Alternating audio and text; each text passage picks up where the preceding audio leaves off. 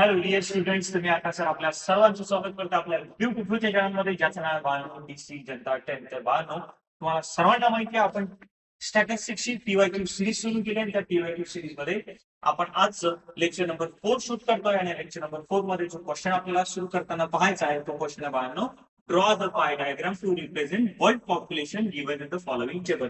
आणि हा क्वेश्चन बानो ॲज अ पीवायक्यू म्हणून आपल्याला 2023 जुलैच्या एक्झाम मध्ये विचारलेला आहे. आता ज्याही वेळेला बाळांनो तुम्हाला पाय डायग्राम काढायचं, पाय डायग्राम मध्ये सर्वात पहिले महत्वाची गोष्ट जी आहे ती पाय डायग्रामची डेफिनेशन आहे. पाय डायग्राम मध्ये काय, की ज्या वेळेला बाळांनो आपण सर्कलच्या सेक्टर मध्ये ज्या वेळेला आपण वेगवेगळ्या कंपोनेंट्सला रिप्रेझेंट करतो, तर हे जे रिप्रेझेंटेशन ऑफ डेटा असतं यालाच आपण काय म्हणतो, यालाच बाळांनो आपण म्हणतो पाय डायग्राम. काय म्हणतो मुलांनो? Pie diagram. जर मला पाय डायग्राम काढायची असेल तर मला बेसिक मध्ये हा सेंटरवर बनणारा अँगल काढता आला पाहिजे. जोपर्यंत मला हा अँगल माहिती होणार नाही तोपर्यंत मला सेक्टर काढता येणार नाही, आणि जोपर्यंत सेक्टर निघणार नाही तोपर्यंत माझी पाय डायग्राम निघणार नाही. म्हणून बेसिक गोष्टींमध्ये आपल्याला प्रत्येक कंपोनेंटचा काय करावं लागणार आहे बांधून बघा, सेंट्रल अँगल. आता प्रत्येक कंपोनेंटचा सेंट्रल अँगल काढायचा तर तो कसा काढायचा, तर त्याच्यासाठी सर्वात पहिला फॉर्म्युला तुम्हाला लक्षात घ्यायचा, सेंट्रल अँगल काढायचा. तर तो फॉर्म्युला काय बांधतो तुम्ही तुम्हाला एक्सप्लेन करतो पहा. Central angle theta is equal to जो फॉर्म्युला बनतो तो फॉर्म्युला बनतो बांधो, score of each component divided by total score of all component multiply by 360 म्हणजे प्रत्येक कंपोनेंटचा score divided by total multiply by 360. जसं जापानसाठी किती आहे, जापानसाठी 20 आहे. टोटल किती आहे, 20 प्लस 10 30 30 प्लस 4 70 70 प्लस 30 100 म्हणजेच 20 किती पैकी 100 पैकी मल्टिप्लाय बाय 360. याचा कसा निघेल, 20 कंपोनेंटचा स्कोर किती आहे म्हणजे जापानचा स्कोर किती आहे 20 किती पैकी आहे हो, तर 100 पैकी मल्टिप्लाय बाय 360. हे जे काही कॅल्क्युलेशन येईल ते कॅल्क्युलेशनचा जे आन्सर येईल तेच तुमचा सेंट्रल अँगल असेल फॉर जापान, आणि तोच सेंट्रल अँगल मी पाय डायग्राम मध्ये युटिलाइज करणार पाय डायग्राम काढण्यासाठी. चला मग आपल्याला काय करायचं आहे, तर प्रत्येक कंपोनेंटचा सेंट्रल अँगल काढायचा आहे. आता प्रत्येक कंपोनेंटचा सेंट्रल अँगल काढण्यासाठी मला काय करावं लागेल, तर मला सर्वात पहिले इथे एक व्हर्टिकल टेबल बनावं लागेल. चला मी व्हर्टिकल टेबल बनवतो, ज्यामध्ये पहिला कंपोनेंट आहे आपला कंटिन्यू, दूसरा कंपोनेंट है percentage of world population.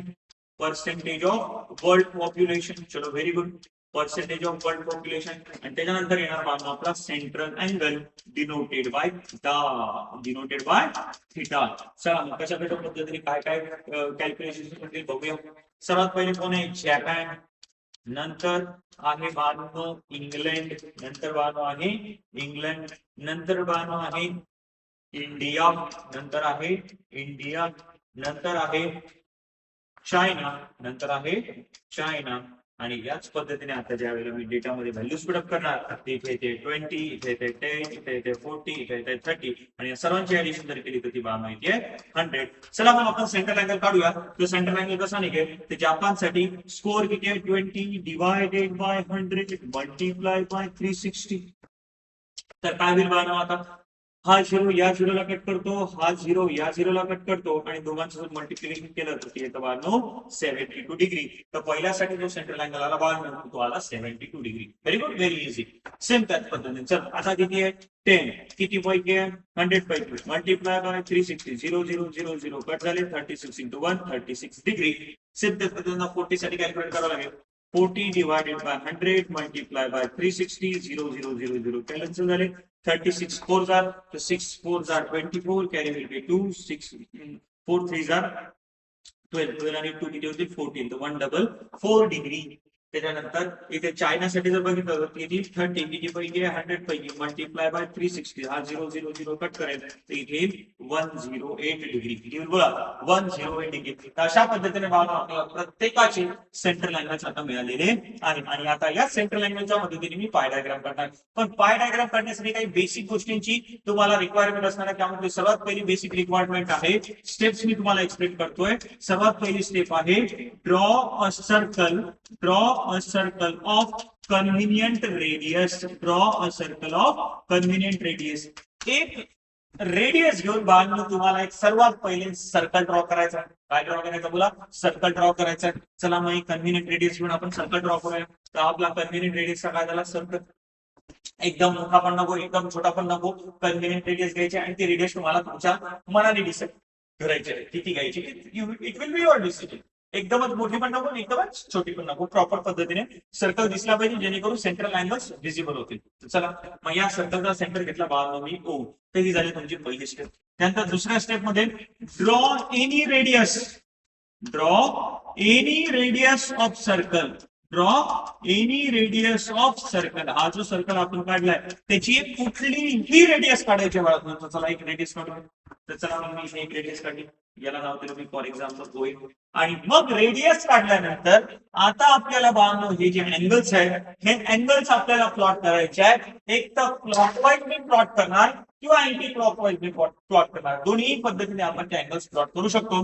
Clockwise जर प्लॉट केले तर आपल्याला अशा पद्धतीने जावं लागेल. दिस इज द क्लॉकवाईज डिरेक्शन. या पद्धतीने तुम्ही अँगल्स प्लॉट करू शकता किंवा अँटी क्लॉकवाईज डिरेक्शन मध्ये तुम्ही प्लॉट करू शकता. अँटी क्लॉकवाईज डिरेक्शन म्हणजे घड्याळाच्या विरुद्ध, घड्याळाच्या विरुद्ध म्हणजे अशा पद्धतीने तुम्ही ते पॉइंट्स मार्क करू शकता किंवा अँगल्स प्लॉट करू शकता. चला मग आपण पहिला अँगल बघूया. जपानसाठी किती आहे बाळांनो? 72 डिग्री. जपानसाठी किती आहे? 72 डिग्री. तर सर्वात पहिले तुम्हाला 72 डिग्री अँगल क्लॉकवाईज काढायचा की अँटी क्लॉकवाईज काढायचा हे डिसिजन घ्यावे लागेल. तर मी असं डिसिजन घेतो की हा अँगल आपण अँटी क्लॉकवाईज डिरेक्शन मध्ये काढू, कारण की जसं की आपल्याला अँटी क्लॉकवाईज डिरेक्शन मध्ये अँगल काढायची सवय लहानपणीपासून आहे, क्लॉकवाईज आपल्याला थोडी कमी आहे. म्हणून कधीही पाय डायग्राम मध्ये मोस्ट ऑफ द टाइम असं डिसिजन घ्या की अँटी क्लॉकवाईजच अँगल काढा. चला तो अँगल काढण्यासाठी जी पहिली रेडियस काढली आहे तुम्ही, ही जी रेडियस काढली आहे OA, this radius OA will be the base line. This radius OA will be the base line for the drawing of angle जो जपानसाठी बनतोय. तो किती बनतो? 72 डिग्री. आता हा अँगल काढायचा कसा? तर तो अँगल काढण्यासाठी बाळांनो मी तुम्हाला काही बेसिक गोष्टींमध्ये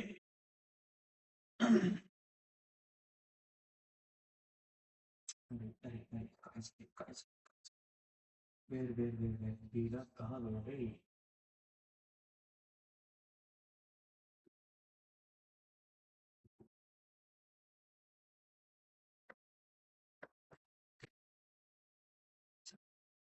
Okay.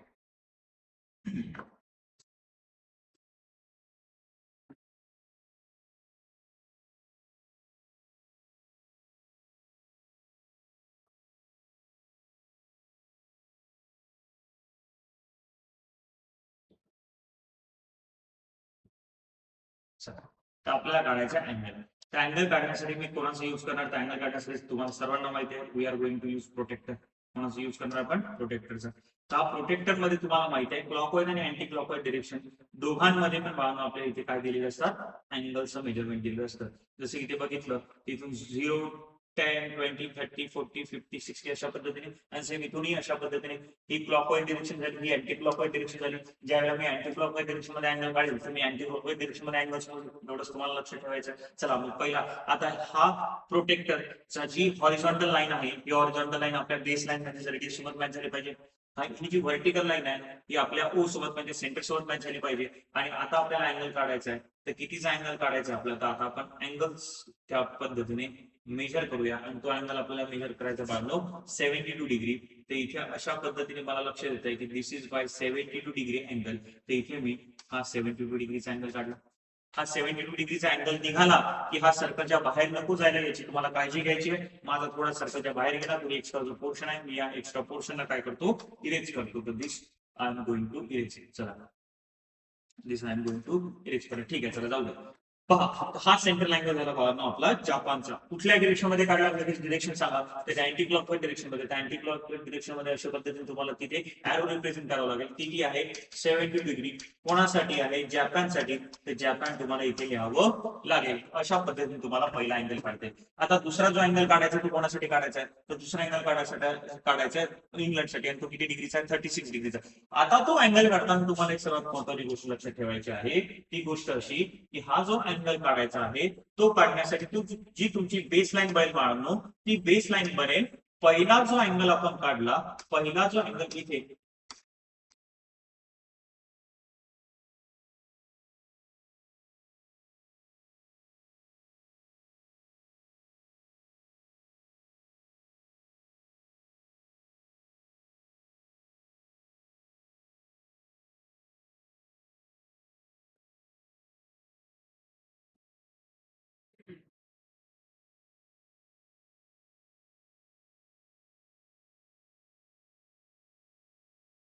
आता ज्यावेळेला तुम्ही दुसरा अँगल काढा, दुसरा अँगल काढण्यासाठी जी तुमची बेस लाईन बनेल बाळांनो, ही बेस लाईन बनेल पहिली जी जापानची आपण अँगल काढण्याची जी लाईन ड्रॉ केली होती तीच लाईन बनेल. आणि आता इथून तुम्हाला अँटी क्लॉकवाईज डिरेक्शन मध्ये पुन्हा किती मोजायचं आहे तर तुम्हाला मोजायचं आहे 36 डिग्री. तर अशा पद्धतीने आपण जर असं कन्सिडर करूया 36 डिग्री आहे. कोणासाठी आहे तर इंग्लंडसाठी आहे. त्या पद्धतीने आपण इथे लिहिणार इंग्लंड. त्याच्यानंतर इंडियासाठी, तर इंडियासाठी आहे 144. तर 144 अँगल काढण्यासाठी जो आपला बेस लाईन बनेल ती बेस लाईन बनेल इंग्लंडची बेस लाईन. आणि अशा पद्धतीने मी अँगल काढणार तर तो होणार माझा बांधव इंडियासाठी. इथे पण मी अँटी क्लॉकवाईज डिरेक्शन मध्ये अँगल काढला तुम्हाला लगेच अँटी क्लॉकवाईज डिरेक्शन मध्ये दाखवावं लागेल. आणि तो कोणासाठी आहे तर तो आहे इंडियासाठी. तुम्ही ते इंडिया लिह आणि अँगलचं मेजरमेंट घ्या 144. तर ते 144 लिह. आणि आता उरलेला जो अँगल आहे तो एकच राहिला आहे आणि तो राहिला आहे चायनासाठी. आणि तो किती असणार बांधव 30 डिग्री. तर अशा पद्धतीने तुम्हाला इथे 30 डिग्री लावावं लागेल, इथे लावावं लागेल चायना. आणि हा जो डायग्राम आहे बाळांनो, याच डायग्राम तुम्ही बोलाल पाय डायग्राम आहे. तर कशा पद्धतीने काढायचं लक्षात आलं. सर्वात पहिले convenient radius of convenient radius घेऊन सर्कल ड्रॉ करावं लागेल. त्याचे कुठेही रेडियस काढावं लागेल. रेडियस काढली जी जी कॉम्पोनंट्स आहेत त्याचा एक तर क्लॉकवाईज डिरेक्शन मध्ये किंवा अँटी क्लॉकवाईज डिरेक्शन मध्ये आपल्याला फक्त काय मार्क करायचे, अँगल्स मार्क करायचे. आणि जी डायग्राम बनेल त्यालाच आपण काय बोलणार पाय डायग्राम. पण इथे सर्वात महत्त्वाची गोष्ट तुम्हाला लक्षात ठेवायची आहे, ज्या डिरेक्शन मध्ये तुम्ही अँगल्स काढले ते दाखवणं तुम्हाला कंपल्सरी राहणार. आणि अँटी क्लॉकवाईज डिरेक्शन मध्ये अँगल काढले तर अँटी क्लॉकवाईज डिरेक्शन मध्ये एरोज दाखवायचे. क्लॉकवाईज डिरेक्शन मध्ये जर अँगल काढले असेल तर क्लॉकवाईज डिरेक्शन मध्ये अँगल्स तुम्हाला दाखवायचे. जेणेकरून पेपर चेकरला, पेपर व्हॅल्यूवरला लक्षात येईल की तुम्ही अँगल्स कुठून कशा पद्धतीने मेजर किंवा काउंट केलेले आहेत. चल यामध्ये काही डाऊट असेल तर मला विचारा, नसेल तर मी नेक्स्ट क्वेश्चन.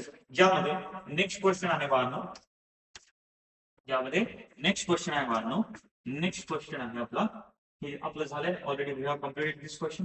त्याच्यानंतर काय म्हणतोय, the following table shows the classification of percentage of marks of student, number of student, draw the frequency polygon without the help of histogram. तर काल मी डिटेल मध्ये तुम्हाला एक्सप्लेन केलंय की फ्रिक्वेन्सी पॉलिगॉन कसा काढायचा.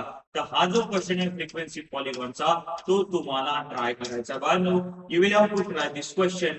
चला तुम्हाला या क्वेश्चनला स्वतः घरी बसून ग्राफ पेपरवर प्लॉट करून पाहायचा आहे. काय काय महत्त्वाच्या गोष्टी तुम्हाला सर्वांना माहिती आहे. डेटा जिथून सुरू होतो त्याच्या आधी एक क्लास कन्सिडर करायचा, डेटा जे सांगतो त्याच्यानंतर एक क्लास कन्सिडर करायचा, दोघांच्या फ्रिक्वेन्सी 0 घ्यायच्या, क्लासेस कंटिन्युअस पाहिजे. आणि नंतर एक्स ऍक्सिसवर क्लासेस करता प्रत्येक क्लासचा क्लास मार्क घ्यायचा. म्हणजे दोन टेबल्स आपले वाढतात. पहिला टेबल वाढतो क्लास मार्कचा आणि नंतर वाढतो आपला coordinates to plot, coordinates of point. Coordinates घेत असताना पहिले आपण एक्स ऍक्सिस वरचा घेतो, नंतर वाय ऍक्सिस वरचा घेतो. म्हणजे आपण पहिले घेतो क्लास मार्क आणि नंतर घेतो बांधलो फ्रिक्वेन्सी. या 5-6 गोष्टी आता तुमच्या पाठ झाल्या असतील, जेणेकरून तुम्ही फ्रिक्वेन्सी पॉलिगॉन काढू शकता. चला त्याच्यानंतर काय म्हटलंय, त्याच्यानंतर म्हटलं तर following frequency distribution table shows the distances travelled by some rickshaws in a day. Observe the table and answer the following question. Very good. चलो हा, which is the model class. आपल्याला मॉडेल क्लास विचारला. Model class म्हणजे काय हो, model class म्हणजे असा class ज्या क्लासची फ्रिक्वेन्सी सर्वात जास्त असते. कोणत्या क्लासची फ्रिक्वेन्सी सर्वात जास्त आहे तर या सर्वांमध्ये मला असं लक्षात येतंय की इथे जी सर्वात मोठी फ्रिक्वेन्सी आहे ती आहे 82. त्याचा रिस्पेक्टिव्ह जो क्लास आहे तो कोणता क्लास आहे 74.5 टू 90 74.5 टू 79.5. तर मॉडेल क्लास हा कोणता आहे आपला तर तो आहे 74.5 टू 79.5. आणि याचं रिझन काय लिहायचं आहे ते याचं रिझन सिंपल आपल्याला माहिती आहे. Model class is the class with highest frequency. Model class is the class with highest frequency. Class with highest frequency and the frequency of class 74.5 and 79.5 is the highest. So our model class is going to be 74.5 to 79.5. Next question काय म्हणतोय, next question काय होतं. Next question मध्ये म्हटलं त्याच question मध्ये which is the median class and Y. आता median class काढण्यासाठी तुम्हाला माहिती आहे सर्व फ्रिक्वेन्सीची काय करावं लागतं आपल्याला सम करावं लागतं. चला करा सर्व फ्रिक्वेन्सीची सम. ती ऑलरेडी तुम्हाला दिलेली आहे. सर्व फ्रिक्वेन्सीची सम किती आली आहे 200. म्हणजेच एन ची व्हॅल्यू आली आहे 200. मग 200 आली तर मी त्याला डिवाइड करणार 2 ने म्हणजे 200 डिवाइडेड बाय 2. तर answer is coming to be 100. Our answer is coming to be 100. आणि आता एक 100 आन्सर आलं की ही जी व्हॅल्यू आहे ती कुठे चेक करायची असते सीएफ च्या कॉलम मध्ये. पण सीएफ च्या कॉलम मध्ये जी व्हॅल्यू आपल्याला चेक करायची ती कोणती, एक तर 100 किंवा 100 पेक्षा थोडी मोठी. 100 किंवा नियरेस्ट ग्रेटर व्हॅल्यू टू 100. चला चेक करा. Nearest greater value to 100 is our 102. तर 102 रिस्पेक्टिव्ह जो क्लास आहे तो कोणता क्लास आहे बाळांनो? 69.5 टू 74.5. इथे आपल्याला जो मिडियम क्लास डिफाईन होतो 69.5 टू 74.5 आणि वाय तर रिझल्ट लिहावं लागेल. The cumulative frequency greater than or equal to 100 is 102. Cumulative frequency greater than or equal to 100 is 102. So median class is 69.5 to 74.5. Next chapter. Write the cumulative frequencies of the class preceding to median class. median class आपला हा होता रे. या median class च्या आधीच्या क्लासची cumulative frequency किती आहे रे? 44. The answer will be 44. चला next काय म्हणतोय? What is the class interval of the calculative to calculate median? Calculate median. Median काढण्यासाठी आपल्याला काय विचारली? h ची व्हॅल्यू. median क्लास आपला हा होता. यांच्यातला डिफरन्स काढा. यांच्यातला डिफरन्स येतो 5. तर h ची व्हॅल्यू झाली बाळांनो 5. h ची व्हॅल्यू झाली बाळांनो 5. अशा पद्धतीने सिंपल क्वेश्चन.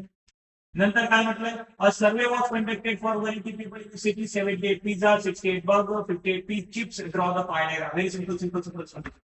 चला कंपोनेंट कोणकोणते आहे? इथे लिहितो मी कंपोनेंट, इथे लिहितो मी नंबर ऑफ पीपल्स, इथे लिहितो मी नंबर ऑफ पीपल्स आणि इथे लिहितो मी सेंट्रल अँगल थीटा. चला पहिला कंपोनेंट कोणता आहे? तर पहिला कंपोनेंट आहे पिझ्झा. पिझ्झा किती लोक खात आहेत? 70 लोक खात आहेत. नंतर दुसरा कोण आहे बाळांनो? बर्गर. बर्गर किती लोक खातात? बर्गर लोक खातात 60. त्यानंतर 58 चिप्स वाले किती आहेत? चिप्स वाले आहेत 50. या सर्वांची ऍडिशन केली तर किती होतीये? 180 जी ऑलरेडी आपल्याला दिलेली आहे. त्याचा सेंट्रल अँगल कसा काढायचा असतो? 70 डिवायडेड बाय 180 मल्टिप्लाय बाय 360. तर आयला 2 ने कट करतो. 70 दोन्ही 140. Similar पद्धतीने 60 divided by 180 multiply by 360. हायला 2 ने डिवाइड करतो. इथे येईल 120 डिग्री आणि इथे येईल 50 divided by 180 multiply by 360. तर हायला 2 ने डिवाइड करतो. 2 into 50 तर हे होईल 100 डिग्री. सरळ डायग्राम काढा. सेंटर घ्या, रेडियस घ्या. पहिला अँगल काढा कितीचा? 140 चा. तर हा झाला 140 डिग्री. अँटी क्लॉकवाईज डायरेक्शन मध्ये पिझ्झा.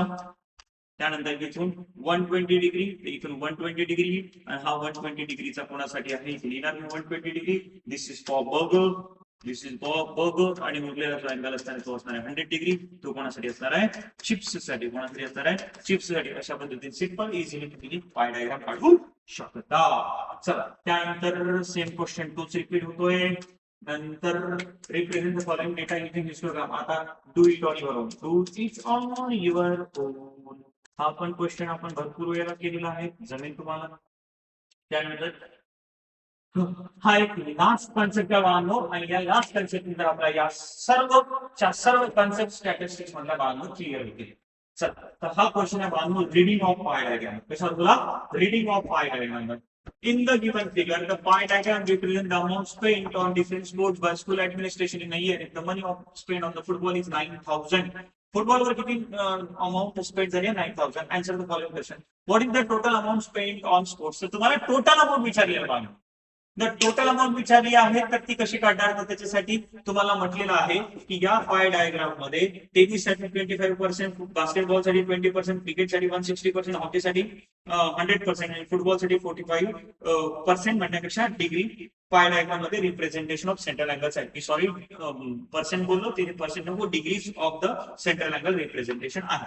तर चला मला अमाऊंट स्पेंड ऑन फुटबॉल दिली आहे. तर इथे मी लिहू शकतो amount spend on football. Amount spend on football. Football किती आहे बाळांनो? तर ती आपली 900. ती किती आहे? 900. जर अमाऊंट स्पेंड ऑन फुटबॉल 900 आहे तर फुटबॉलचा सेंटर अँगलचा फॉर्म्युला मला वापरता येतो. मग फुटबॉलचा सेंटर अँगलचा फॉर्म्युला कसा निघेल? तर इथे लिहिणार मी central angle for football. Central angle for football कसं लिहिणार सांगा बरं? फुटबॉल साठी सेंट्रल अँगल कसं काढणार? तर amount spend on football. Amount spend on football. Football divided by total amount spend. Total amount spend on all sports multiply by 360. कंपोनेंटचा score divided by total multiply by 360. तर component होता आपला football किती खर्च झाला डिवाइडेड बाय टोटल म्हणजे सर्व स्पोर्ट्सचा किती खर्च झाला multiply by 360. Now put the value. Central angle for football किती तर 45 degree. 45 degree is equal to किती होईल 9000 डिवाइडेड बाय असं कन्सिडर करू. टोटल अमाऊंट जी स्पेंड झाली आहे टोटल अमाऊंट जी आपली स्पेंड झाली एवढं मोठं लिहिली तर त्याच्यासाठी आपण एक्स ने रिप्रेझेंट करून टाकूया. म्हणजे इथे डिव्हिजन मध्ये होईल एक्स मल्टिप्लाय बाय 360. आता काढायचं कोण तुम्हाला एक्स तर एक्स जाईल 45 जागी 45 येईल एक्स च्या जागी याला सॉल्व्ह केलं तर एक्स इज इक्वल टू किती होईल तर एक्स इज इक्वल टू होईल 9000 multiply by 360 divided by 45 divided by 45. तर आता याला सॉल्व्ह करूया आपण. याला सॉल्व्ह करत असताना कशा पद्धतीने सॉल्व्ह होईल तर इथे जर आपण बघितलं तर हा 9 into 36 सेपरेट लिहूया आणि 4 0 सेपरेट लिहूया 1 2 3 4 डिवाइडेड बाय 45. तर चला हा 9 याला 5 ने कट करतो. 9 5 जार 45 आणि 45 ला जर आपण याने कट केलं तर हा 5 या 10,000 ला किती कट करेल तर ते कट करेल 2000 नी. किती कट करेल 2000 नी. आणि 2000 ने जर कट केलं तर 36 into 2000 तर आन्सर विल बी 72,000. किती बोला 72,000. तर total amount spend on all sports किती आली बाळांनो 72,000. लास्ट तुम्हाला जे आन्सर लिहावं लागेल टोटल अमाउंट स्पेंड इज 72,000. त्यानंतर what is the amount spend on क्रिकेटवर किती स्पेंड केले गेले तर चला पहा. क्रिकेटचा सेंट्रल अँगल किती सांगा. क्रिकेटचा सेंट्रल अँगल आहे 160 डिग्री. तर आता तो सेंट्रल अँगल आपल्याला वापरता येतो. सेंट्रल अँगल फॉर क्रिकेट तर चला किती आहे तो कसा काढणार. अमाऊंट स्पेंड ऑन क्रिकेट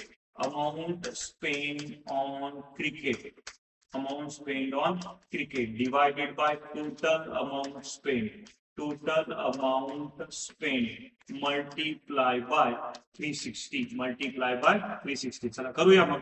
इथे किती आहे 160 डिग्री. किती आहे 160 degree is equal to amount spend on cricket प्रति तशीच राहील divided by total amount spend on all sports किती आले 72,000. किती आली आहे 72,000 मल्टिप्लाय बाय 360. आता अमाउंट स्पेंड ऑन क्रिकेट काढायचं असेल तर हा 72,000 डिव्हिजनच्या पुढे जाईल मल्टिप्लिकेशन मध्ये. हा मल्टिप्लिकेशनच्या पुढे जाईल डिव्हिजन मध्ये. ते लिहू शकतो आपण अमाउंट स्पेंड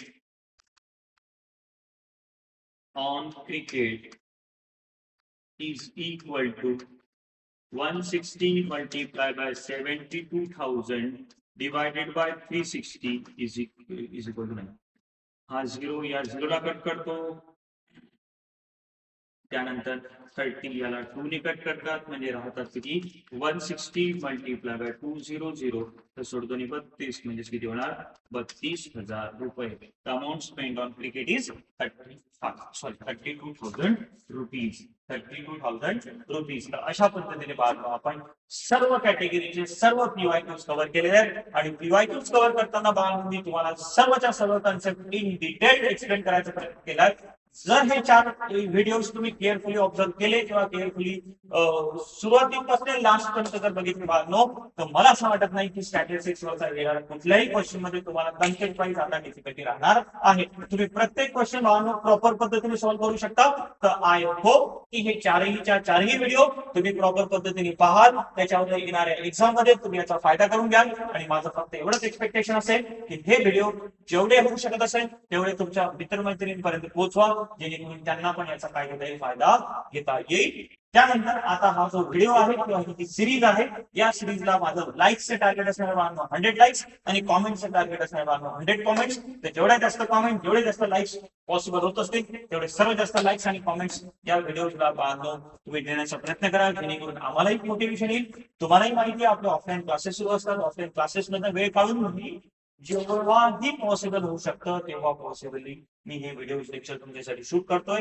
आणि बाळांनो कालचं जे लेक्चर होतं त्या लेक्चर मॅक्झिमम जणांचे असे सजेशन्स होते की सर जॉमेट्री केव्हा घेणार. तर आता बाळांनो मी तुम्हाला अल्जेब्राच्या रिलेटेड सांगतो. तर अल्जेब्रामध्ये तुमचा मी लिनियर इक्वेशन कव्हर केलाय, क्वाड्रेटिक इक्वेशन कव्हर केलाय, स्टॅटिस्टिक्स कव्हर केलाय आणि आता राहिलेले जे 3 टॉपिक आहेत कोणते अरिथमेटिक प्रोग्रेशन त्यानंतर फायनान्शियल प्लॅनिंग आणि प्रोबॅबिलिटी. तर याच्या रिलेटेड मी शॉर्ट्स तुम्हाला अपलोड करत राहील. एक मार्क आणि 2-2 मार्काचे जे इम्पॉर्टंट क्वेश्चन्स आहेत 3 टॉपिक मध्ये विचारले जातात त्याचे शॉर्ट्स मी आता शूट करायला सुरुवात केली. जसं की एपीचा शॉर्ट तुम्ही काल बघितला असेल, आजही तुमचे 1-2 शॉर्ट्स येऊन जातील. तर अल्जेब्राच्या बाबतीत तर मी अशा पद्धतीने तुमची प्रिपरेशन करून घेतोय आणि याच्यानंतर आपला मॅथ्स 2 म्हणजे जॉमेट्री सुरू होईल आणि जॉमेट्री मध्ये सर्वात पहिला सर्वात इम्पॉर्टंट टॉपिक जो आपण कव्हर करणार पीवायक्यूज मध्ये तो असणार आहे तुमचा सर्कल. तर याच्यानंतर ते लेक्चर येईल बाळा पीवायक्यूचं येणार आहे बाळा तुमच्यासाठी सर्कलचं पीवायक्यूचं सेशन घेऊन येतोय बाळा मी असा विचार करतो की सर्कलचं पीवायक्यूचं सेशन मी एक तर लाईव्ह देईल, नाही तर सेफ आपल्या रेकॉर्डेड लेक्चरच्या फॉर्मॅटमध्ये मी तुम्हाला अवेलेबल करेल. ज्या पद्धतीने मला फॅसिलिटीज विथ आपले जे ऑफलाईन क्लासेस आहेत ते ऑफलाईन क्लासेस मॅनेज करून ज्या पद्धतीने मला हे पॉसिबल होईल त्या पद्धतीने 100% तुमच्यासाठी आता उरलेलं म्हणजे जॉमेट्री साठीचे पीवायक्यू सेशन घेऊन येणार आहे. तर stay tuned with our decision ten channel. जेवढे तुमचे मित्रमैत्रिणी असतील त्यांना प्लीज या चॅनल बद्दल सजेशन्स द्या, त्यांना ते सांगा, त्यांना मी या चॅनलला सबस्क्राईब करायला लावा. तुम्हीही सबस्क्राईब करा, त्यानंतर कॉमेंट्स करत राहा, सजेशन्स देत राहा, काही डाऊट्स असतील तर सांगत राहा. 100% वी विल ट्राय. आणि सर्वांना बाळांना एक महत्त्वाची गोष्ट लक्षात ठेवायची आहे, आपल्याला या येणाऱ्या बोर्डच्या एक्झाम मध्ये मॅथ्स मध्ये आउट ऑफ मार्क्स घ्यायचे आहेत आणि घ्यायचेच आहे. तर त्याच्यासाठी आपण सर्व मेहनत करतो बाळांनो. तर थँक्यू सो मच. भेटूया लगेच जॉमेट्रीच्या पीवायक्यू सेशन मध्ये.